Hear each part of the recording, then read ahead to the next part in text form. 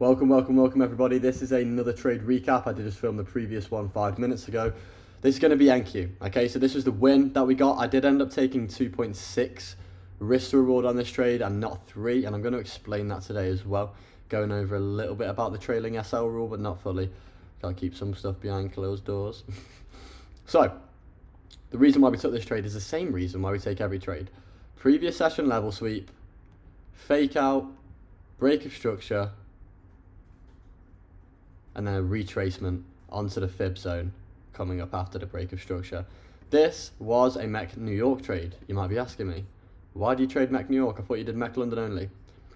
Essentially, okay, ACG have this brilliant rule that they've introduced. They probably had it for ages, but I've only recently had to deal with it, where you cannot trade with one single strategy more than 300k of your funding.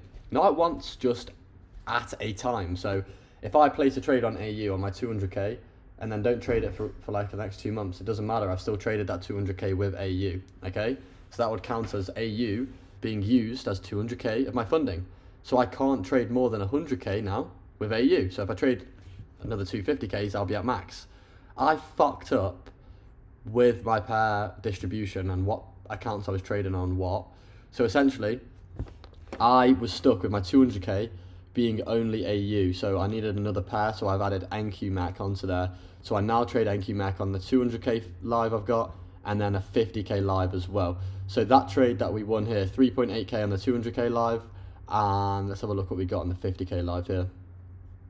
And then $900 on the 50k live as well. So these two accounts I'm trading on NQ now, just, I suppose it's an extra bit of diversification, but it's mostly to comply with ACG's rules. So essentially, I've had to do that.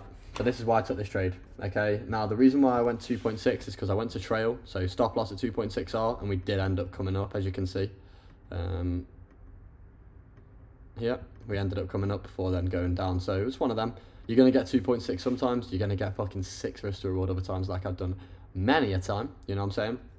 If you are new to this strategy though, and you do want to learn, my free Discord's in the description. You can get stuck in, and I also have a free course on this channel as well, teaching how I take trades like this. Now, my trade recaps sometimes can be lackluster, but you've got to understand that I explain the same entry model for every single trade I take, and I take 100 plus trades, you know what I'm saying? So like, oh, previous session level sweep, oh, guess what's next? A fake out, oh, guess what's next? Oh, break of structure. It's like, fucking hell, same thing every time.